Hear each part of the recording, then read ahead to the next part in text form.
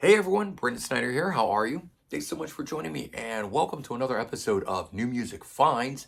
So this is where I like to collect together all the different stuff that I've purchased over the past week. I've got 12 different things for you here, 9 CDs, 2 box sets, and a record. So we'll dive into all of that here in just a bit. Yes, I'm still getting over my cold. That's why I sound so funny to you guys right now. Again, hoping to be better soon. I know this has been going on for quite some time, about a week and a half. I am sick. I am done with it. I want it over, but it hasn't happened yet. So sorry you have to put up with my voice for a little bit longer like this. We're going to dive into this here in just a bit. If you're new to my channel, do hit subscribe. Also, comment, like. All those things do help. I would greatly appreciate it.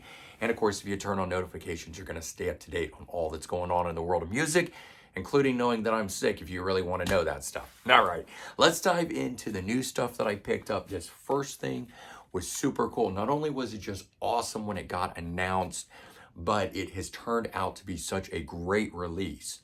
Trapeze, The Lost Tapes Volume 1, and I really hope that means they've got another one in store for us.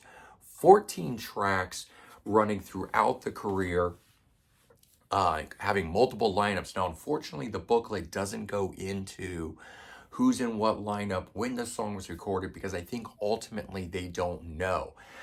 These are tapes that Mel Galley left to his brother Tom. He hadn't done anything with them. He finally had them digitized and he's putting them out. And maybe he doesn't know the exact in and outs of all of this stuff. But first and foremost, they're all studio recordings. I wasn't entirely sure when I read the first information about this that it, the press statements, it made it sound like they were live recordings, but they're not. These are studio recordings. They're good. And if you remember when I was talking in the What Just Dropped episode, I said that the sound quality was uneven, meaning some were louder than others. I will have to say that and that was digital. On the CD edition of it, it is not like that. This sounds great and is consistent all the way through. I don't know what the digital version with Apple Music has and why there would be varying volume levels. But in this particular case, the CD sounds great. Just one more little box to check for physical media where it is actually better than the digital. Okay, I picked up another one of the UFO archival live albums. This one is Landing in St. Louis, 1982. It's on the Mechanics tour. There's a great set list. It sounds wonderful. I don't know who's doing these. I mean, I really would be curious to know, is UFO collaborating with Cleopatra Records for this? Or did Cleopatra Records buy up some archive of UFO and they're just doing this all completely on their own? But either way, these have been great. If you're a UFO fan and you're not picking any of these up, check them out. They do vary in quality, but that one right there, great sounding. All right, Black Rose dropped the Southern Harmony Musical Companion Deluxe Edition. They're calling this a box set. It is thick. It is kind of like a box, but I don't really call it a box set, mostly because when I open this thing up, that is the extent of it. The 3 CDs are in the thin cardboard sleeve. You then have this thing in which you pull out, and it's got some prints in it, which really have zero interest to me. Oh, and then this part, which has a hymnal in it that was part of the promotional thing that was given away at the time, or not given away, but, well, it was given away, but I mean, it went to radio stations and stuff like that to promote the album. So I may or may not, I haven't decided if I'm going to do a full review and unboxing, but the point is, the hymnal that is in here, I have an original promotional one from 1992 when this came out, and they've kind of cut the corners and chimped on this one. This one here is not like that one. So I was a little bummed about that, but I didn't buy it for that. The reason I'm holding this up, and I bought it to get the extra tracks that are on this portion of it, the second disc that's in here. This has 99 Pounds. Miserable was a song that did not come out on the 2 CD edition, which I did get. And this is fantastic. The second disc in here is outstanding. But I liked it so much, I wanted to get the missing stuff that I didn't have. Also has Boomer's Story. That did not come on the 2 CD edition of it. The rest of the stuff of the unreleased studio recordings did. They then did some live in the studio takes of songs from the album. That's cool. But I wanted the entire live disc because once I found out that it's the entire Southern Harmony Musical Companion album minus one song done in its entirety, I really wanted to hear that. And it's done in a different sequence and order, so I thought that would also be enjoyable. The one song they don't do is Time Will Tell, the last song on Southern Harmony. That one did not get done, but there's a nice jam in the middle of it. So got those two things. Those were my new things. Then I got some other cool stuff. I've been on a Foghat kick.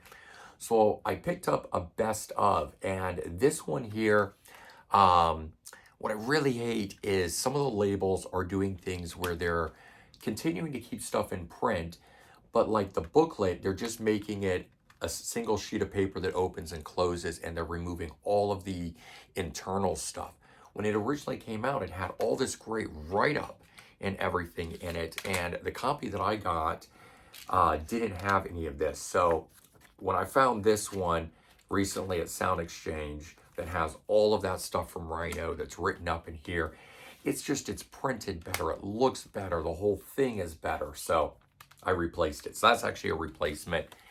I picked up these two classic Foghat albums, Full for the City and Night Shift. Really, really enjoying both of these. These are albums that I have in the box set, and I had them on a twofer disc, but I decided that I wanted to own them standalone in jewel cases like this.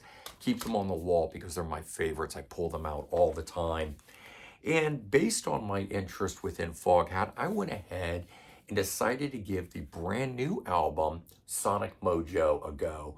And I have to say, I'm really impressed and enjoying this. And I understand the history a little bit better now about it. You know, I dog all the time on the bands like Foghat and Guess Who that only have one original member, that original member being a drummer, and a drummer who doesn't necessarily sing or something like that.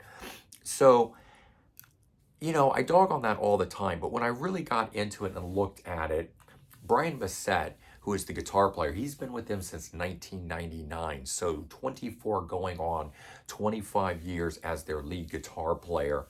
Scott Holt is a new member, but he has played on at least the last album they did. He sang some songs and played guitar, and he's got a really interesting career playing with Buddy Guy and a whole bunch of blues guys. He's been doing it for a long time, so he's definitely worthy of the lead vocalist and guitar role as well. Same thing with Rodney O'Quinn on bass.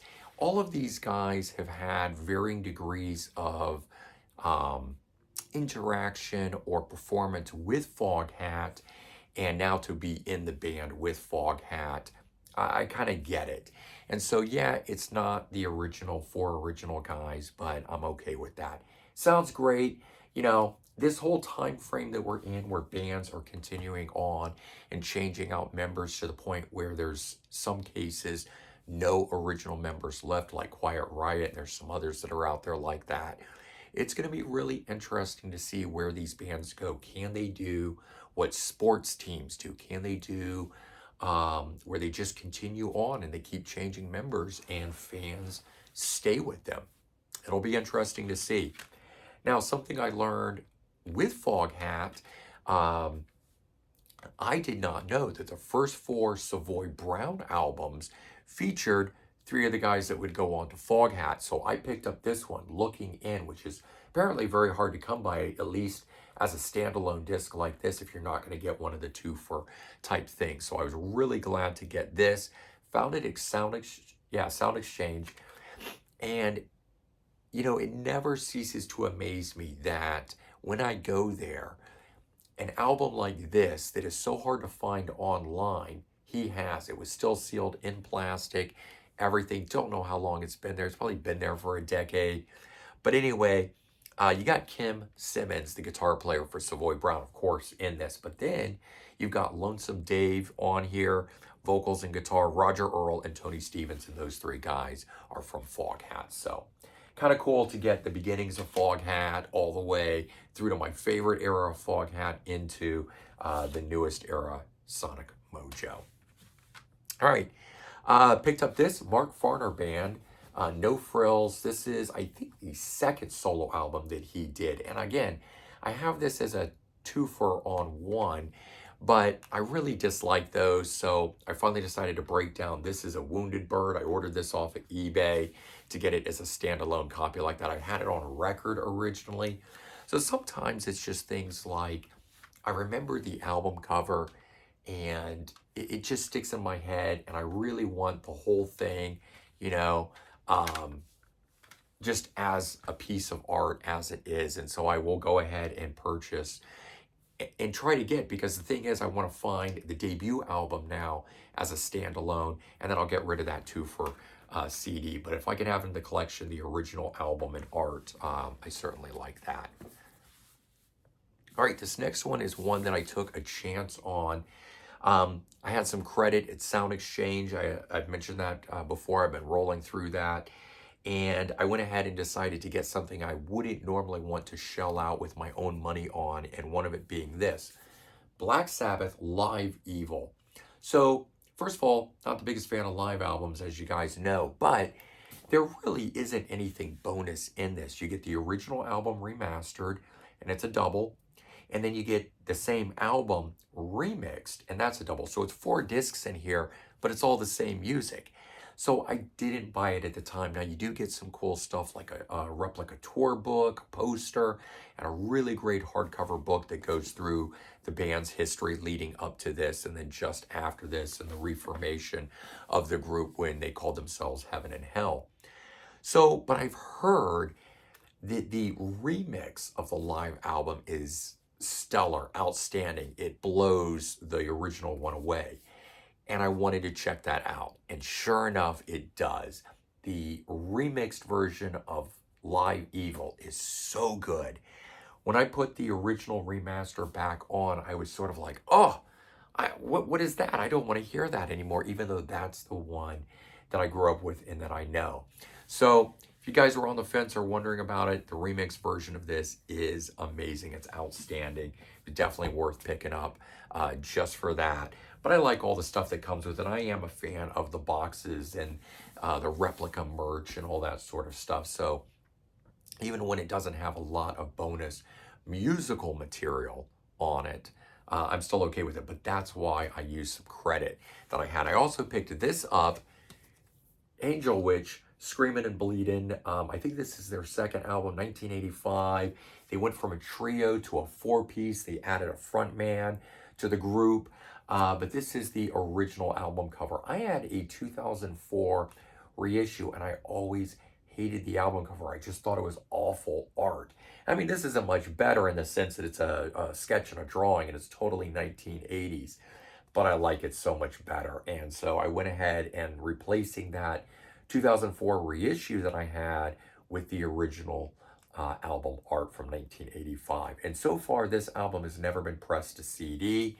Not by itself, at least, like this. I think it may be on some compilations or things like that. The tracks might be, but the album itself, Screamin' and Bleedin', has not been issued on CD. At least I haven't found any information to that fact. So anyway, there you go. Those are the 12 things that I picked up. 9 CDs, 2 box sets, and the vinyl that I just showed you there. I hope you guys enjoyed seeing all of this. And again, as always, I do this to kind of show you what's out there, where my mind is at, maybe give you guys an idea about where to go musically for yourself, and or just if you're interested in things like the comparison between, you know, these two guys. That's the kind of stuff that gets shown during my weekly, new music finds episodes and what you can expect going forward on these. So let me know what you guys picked up. Let me know your great new music find that you did, and have a great one. Take care, and if I don't see you before Christmas, Merry Christmas, everyone. Bye-bye.